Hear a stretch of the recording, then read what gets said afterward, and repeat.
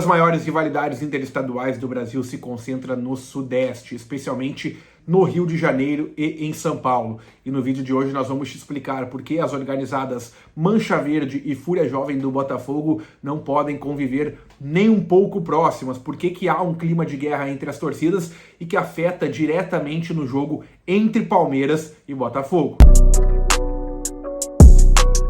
Salve, salve cancheiros e cancheiras, sejam bem-vindos a mais um vídeo. Eu sou o Thiago Stormovski, agradeço vocês por estarem acompanhando mais uma vez aqui conosco e agradeço também vocês por conseguirmos atingir a marca de 30 mil inscritos. É uma marca muito importante para o canal, uma marca que eu estava buscando há muito tempo. Já é um estádio lotado que acompanha a gente aqui e vamos por mais. Se você está acompanhando há muito tempo, diga qual é a sua torcida, de onde você fala, quanto tempo você acompanha.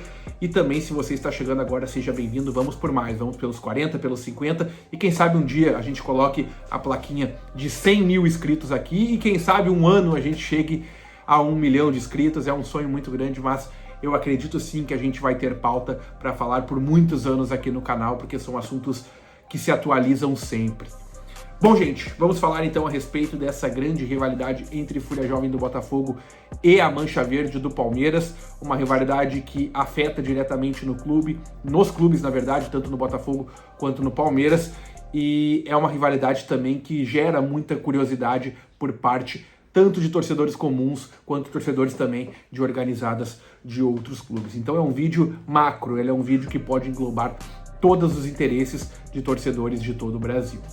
E para falar a respeito dessa rivalidade, a gente precisa voltar um pouco no tempo. Não muito assim, porque a Fúria Jovem não é uma torcida tão antiga em relação às grandes torcidas do futebol brasileiro. A Fúria foi fundada em 2001, é uma torcida do século XXI, uma das poucas grandes que nasceu no século XXI, e ela nasce em decorrência da torcida mais antiga do Botafogo, que é a TJB. E a TJB, a torcida jovem, tem uma parcela muito importante no vídeo de hoje, tem uma parcela muito importante nesta rivalidade, justamente porque a Fúria Jovem, assim como outras torcidas que surgem ao longo do tempo, ela deriva de ex-integrantes da torcida jovem do Botafogo.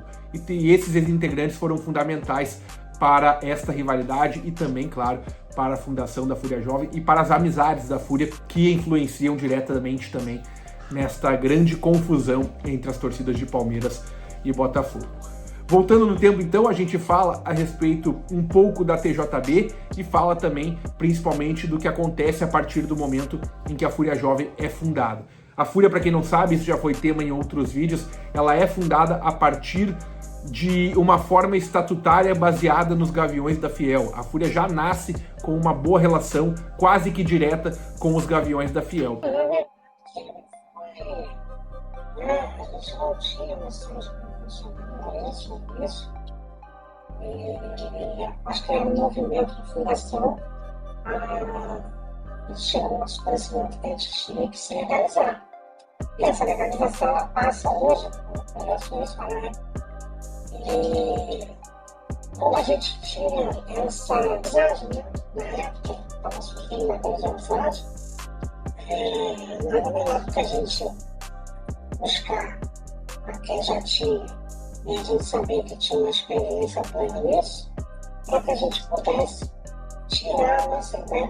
E essa boa relação, essa relação de respeito, ela começa com integrantes da TJB.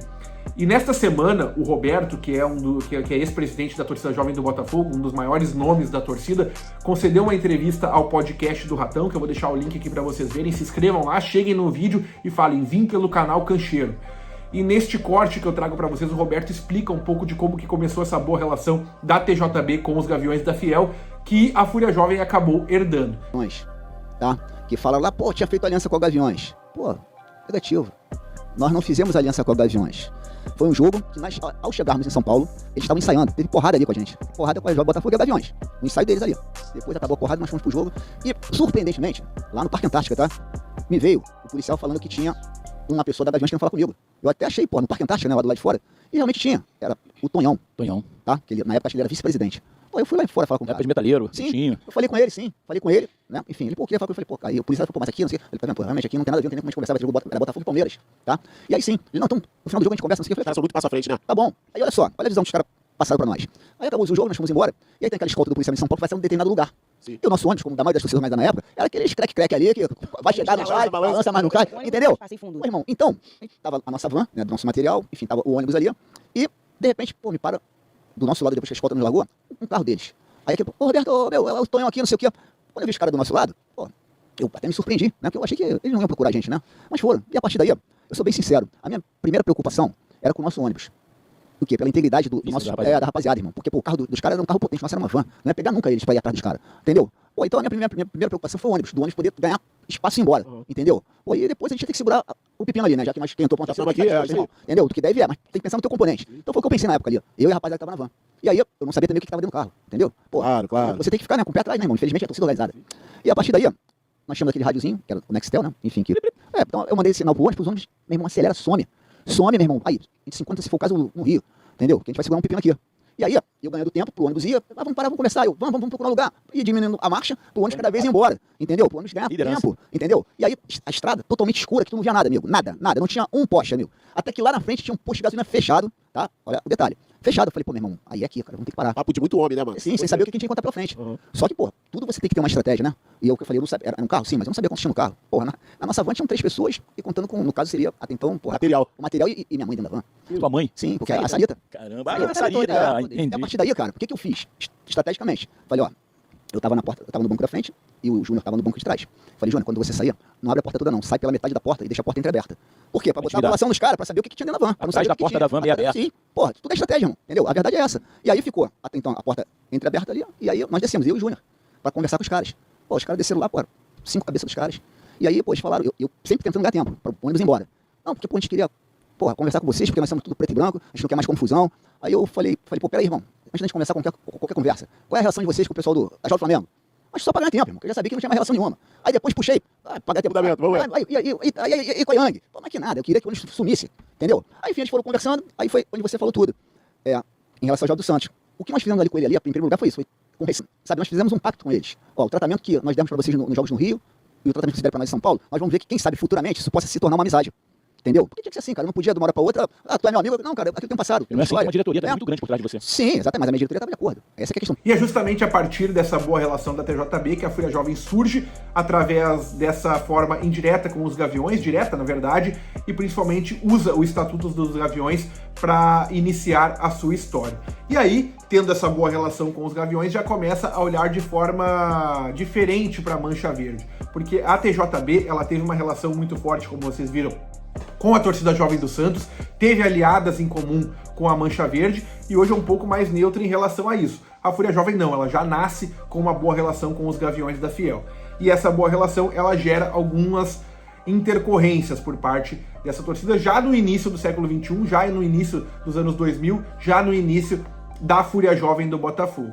E a gente tem alguns casos de confrontos que ocorreram antes com a TJB e principalmente com a Fúria Jovem. Houve no início dos anos 2000 um acontecimento muito importante em que a Fúria Jovem acabou não indo para um jogo em São Paulo porque estava celebrando a sua festa, e nessa festa, né, nessa ida, na verdade, de quase que representativa da Fúria Jovem, que apenas alguns integrantes foram, cerca de 15 integrantes foram em uma van, essa van da Fúria Jovem do Botafogo, ela sofreu um ataque por parte da Mancha Verde. Esse primeiro ataque começa a intensificar ainda mais a rivalidade. E eis que surgem dois momentos, e principalmente um momento de revide da Fúria Jovem, porque a Fúria Jovem ficou com esse ataque da Mancha entalado, entendeu que foi uma covardia por ter poucos integrantes da Fúria, e aí tem um caso muito significativo na rivalidade dessas torcidas e muito marcante e também muito conhecido, que é a cena em que na série The Real Football Factories, em que o inglês vem e faz vários documentários em algumas torcidas do Brasil, várias matérias em algumas torcidas do Brasil, em uma caravana que ele estava com a Mancha Verde, que foi ao Rio de Janeiro para um jogo contra o Fluminense. No retorno da caravana, a Mancha Verde acaba recebendo um ataque de tiros por parte da Fúria Jovem do Botafogo, e isso marcou ainda mais esta relação de rivalidade, e aí sim deu início a uma guerra. Ao longo dos anos essa rivalidade foi aumentando, a relação da Fúria Jovem do Botafogo ela foi aumentando também com os Gaviões da Fiel, e hoje é uma relação de rivalidade institucional entre as torcidas. Com certeza dá para afirmar que pelo menos para a Fúria Jovem, a Mancha Verde é a maior rival fora do Rio de Janeiro.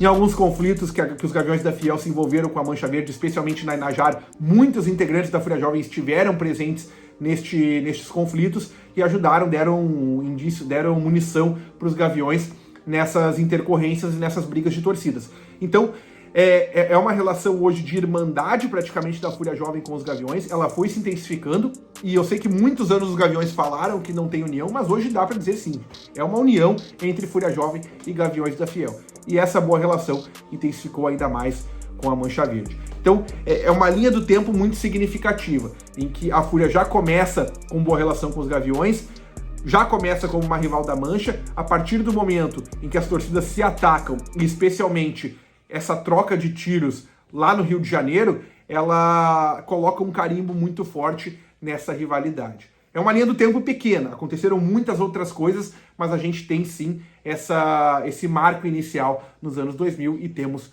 uma grande rivalidade. Hoje é uma situação que você, torcedor comum, deve tomar cuidado, sempre um jogo muito perigoso, sempre um jogo que vocês devem tomar muito cuidado.